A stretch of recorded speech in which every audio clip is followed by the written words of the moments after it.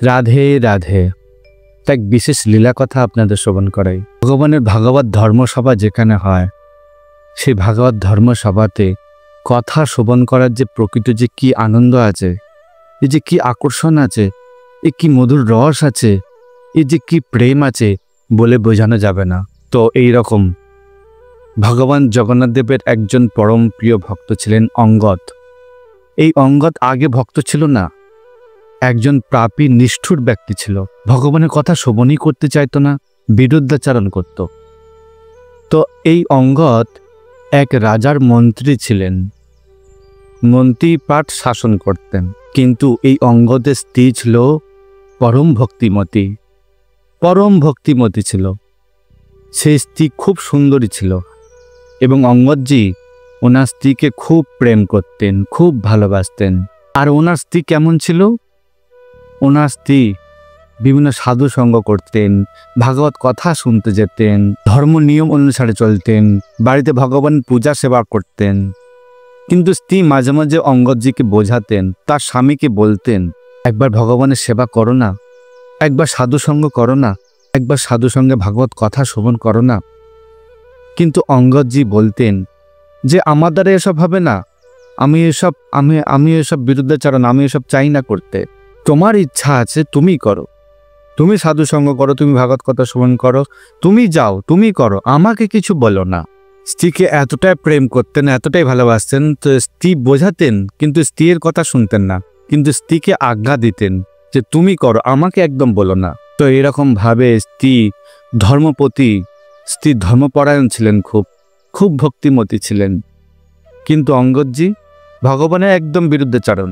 তো একদিনকার সময় এই অঙ্গদজির স্ত্রী মনের ভিতরে এমন ভাবনা প্রকট হয়, যা হাহা, প্রত্যেক দিন তো প্রায় সময় তো সাধু সঙ্গ করতে যাই, ভাগবত কথা শুনতে যাই, বাড়িতে ভগবানের সেবাও করি। তো সবাই তো সাধু সঙ্গ করে, সাধুদেরকে বৈষ্ণবদেরকে নিয়ে আসে, ভাগবত কথা শ্রবণ করায়, বাড়িতে চরণ ধোলা পড়ে। একদিন আমার গৃহতে যদি সাধুদের নিমন্ত্রণ করি, তাহলে কেমন হয়? আমাদের গৃহ ধন্য হয়ে যাবে। তা একদিন একাদশীর সময় আগে থেকেই অঙ্গদজি স্ত্রী ঠিক করলেন যে একাদশীর দিনকে সাধু মহাত্মাদেরকে বাড়িতে আনয়ন করাবো, ভাগবত ধর্মসভার আয়োজন করাবো। ব্যাস, স্বামীকে কিছু বললেন না, স্বামী তো আজ্ঞা দিয়েই রেখেছে, তুমি এইসব করো, আমাকে কিছুই বলো না। তাই স্বামীকে কিছুই বললেন না। একাদশীর দিন বাড়িতে ভাগবত ধর্মসভার আয়োজন করলেন। অনেক সাধুগুরু বৈষ্ণব বৃন্দ এলেন। আহাহা! আর এদিকে প্রত্যেক দিন ওনার স্বামী অঙ্গদজি সকালবেলায় রাজ্য সভায় চলে যান আর সন্ধ্যার সময় বাড়ি ফেরেন। তো সেই দিন একাদশীর দিন বাড়িতে সাধু মহাত্মাদের সমাগম হয়েছে, ভজন কীর্তন ভাগবত কথা চলছে। আহাহা! দিব্য আনন্দ কীর্তন চলছে, ভজন চলছে। ব্যাস, এরমভাবে সারাটা দিন চলতে থাকে। সন্ধ্যার সময় যখন ওনার স্বামী অঙ্গদজি রাজ্যসভা থেকে বাড়িতে ফেরেন, বাড়িতে ফিরেই দেখছে বাড়ির গেটের বাইরে এত লোকজন, এত মহাত্মা, এত সাধুসঙ্গ, বাড়িতে ঢোকাই যাচ্ছে না, ঘরের ভিতর ঢোকা যাচ্ছে না। নাম কীর্তন ভজন কীর্তন চলছে। অঙ্গদজি তো মনে মনে খুব রেগে গেলেন, এত রেগে গেলেন, আরে এ কোনো ধর্মশালা নাকি, এ কোনো মন্দির নাকি, যে এখানে এইসব হচ্ছে? কি ব্যাপার? খুব রেগে গেলেন।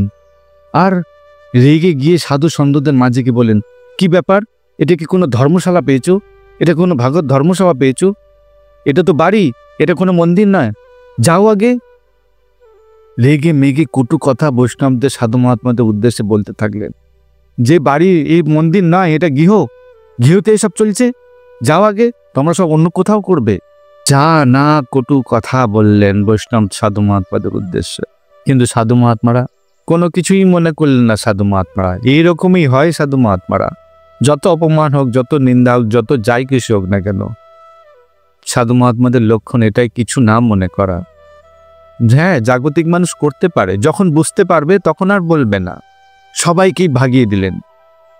এতে স্ত্রী তো খুব দুঃখ পেলেন। খুব কষ্ট পেলেন যে আজকের আমার বাড়িতে সাধু মহাত্মারা এসছেন, আর আমার স্বামী এদেরকে নিন্দা করে অপমান করে এদেরকে তাড়িয়ে দিল। বড় অমঙ্গল হলো, বড় অমঙ্গল হলো। বৈষ্ণব অপরাধে পড়লাম আমি।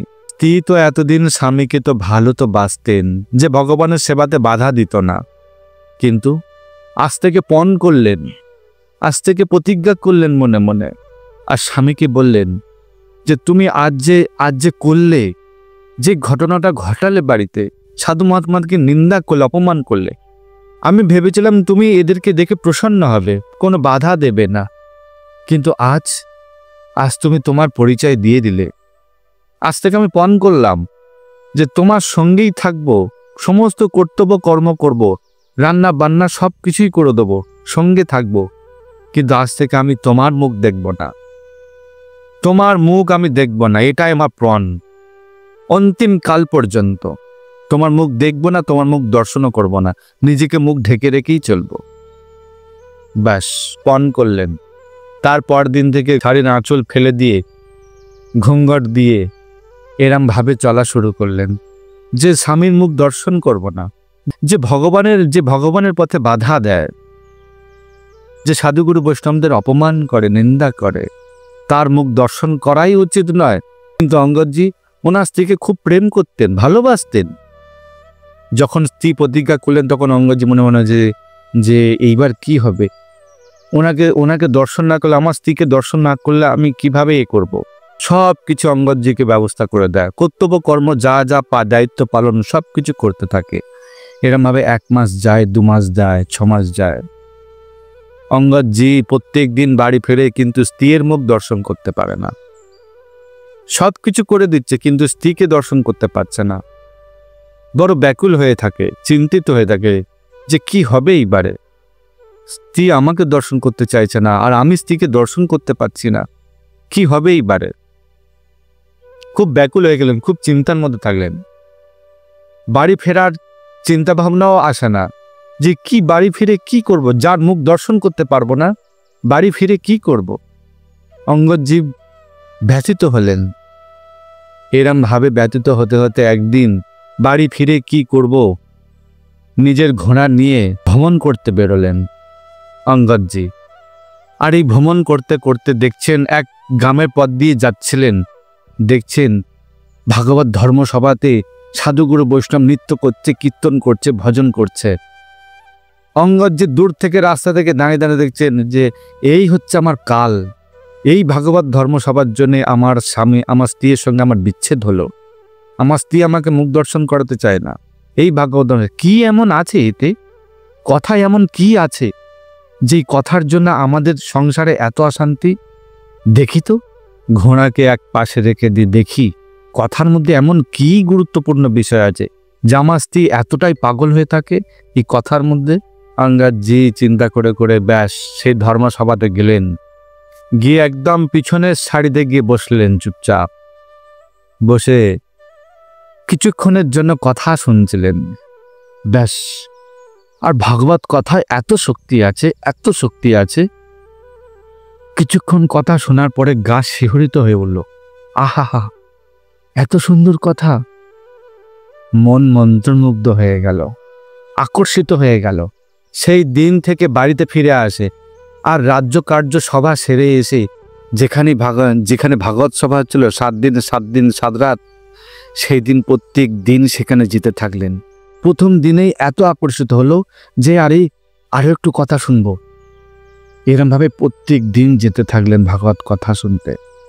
ব্যাস, যেতে যেতে যেতে যেতে এতটাই ভাগবত কথাতে মোহিত হয়ে গেল। স্ত্রী তো জানতেন না, স্ত্রী তো মুখ লুকিয়ে, মুখে ঘুঙ্ঘট দিয়ে, আঁচল ঘুঙ্ঘট দিয়েই তো ঘুরে বেড়াতেন, আর যেখানে যেখানে ভাগবত কথা ধর্মসভা সেখানে চলে যেতেন। কিন্তু স্বামী অঙ্গদজি ভাগবত কথার প্রতি এতটাই আবৃষ্ট হয়ে গিয়েছে, স্ত্রীকে তো বলতে পারছে না, কিন্তু স্ত্রী তো মুখও দেখাচ্ছে না। এদিকে অঙ্গদজি প্রত্যেক দিন ভাগবত কথা শুনতে যায়, আর এত প্রেমে বিহ্বল হয়ে ওঠে, নিত্য কীর্তন করতে থাকে, আনন্দে কীর্তন হতে থাকে, আনন্দে নৃত্য করতে থাকে। ব্যাস, এরম ভাবে 1 বছর কেটে যায়। একদিন ভাগবত ধর্মসভা শেষ হয়ে যায়, আর আর ভাগবত ধর্মসভা শেষ হতেই তার পরের দিন যখন আবার আসে তখন দেখছেন সমস্ত জায়গা ফাঁকা, আর কোনো ভাগবত ধর্মসভাই হচ্ছে না। অঙ্গদজি বললেন যে যে এখানে আর কেউ নেই কেন? গুরুজি কোথায় গেলেন? ভাগবত কথা কখন হবে? তখন ওই ব্যক্তি বললেন যে আরে ভাইয়া, এখানে 7 দিন ভাগবত সভার আয়োজন ছিল, আজ তো শেষ হয়ে গেছে। অঙ্গদজি বললেন আবার কবে হবে? বলে আবার তো পরের বছর হবে, এখন তো আর হবে না। বলছে তাহলে গুরুজি কোথায় গেলেন? বলছে গুরুজি পাশের গ্রামে, সেখানে আবার ভাগবত কথা হবে। অঙ্গদজি এতটাই ভাগবত কথা আবিষ্ট হয়ে গেছেন, মন্ত্রমুগ্ধ হয়ে গেছেন, সেখানে চলে গেলেন। ব্যাস, সেখানে ভাগবত কথা শুনতে যায়। আর সেই সভাতে ওনার স্ত্রী ভাগবত কথা শুনছিলেন। আর অঙ্গদজি যেখানে যায় মন প্রাণ দিয়ে ভাগবত কথা শোনে, আর যখনই ভজন কীর্তন চলে খুব উদ্দণ্ডে নৃত্য কীর্তন করতে থাকে। আর সেই দিন এমন ভাগবত কথার রস আস্বাদন হচ্ছিল, অঙ্গদজি নিজেকে আর ঠিক রাখতে পারলেন না, উদ্দণ্ডে নৃত্য কীর্তন করতে থাকলেন, উদ্দণ্ডে। আর সবাই তার দিকে তাকিয়েছিলেন, অঙ্গদজির দিকে তাকিয়েছিলেন যে আহা হা, কত ভাবে বিভোর হয়ে নৃত্য কীর্তন করছে।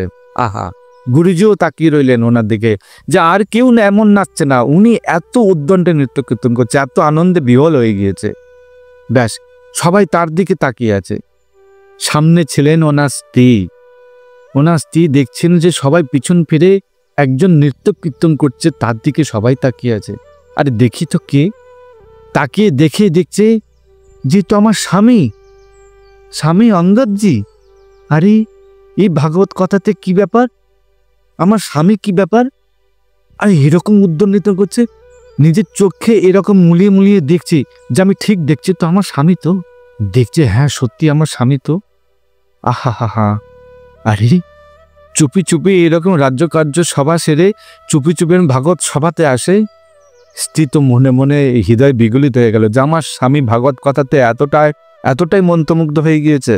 প্রত্যেক দিন বাড়ি ফেরেন, আর সেই দিন স্ত্রী কি করেছে, যে আজ পর্যন্ত হরি বিমুখ ছিল, আজ হরির প্রতি আকৃষ্ট হয়েছে। আরে একে তো এবার দর্শন করাতেই হবে, একে দর্শন দিতেই হবে আমাকে। আজ কিসের লজ্জা, আজ কিসের প্রতিজ্ঞা? সেসব প্রতিজ্ঞা ভঙ্গ হয়ে গিয়েছে। যে এতদিন হরি বিমুখ ছিল, আজ সে হরির প্রতি মন্ত্রমুগ্ধ হয়েছে, তাহলে তাকে মুখ দর্শন করাবো না?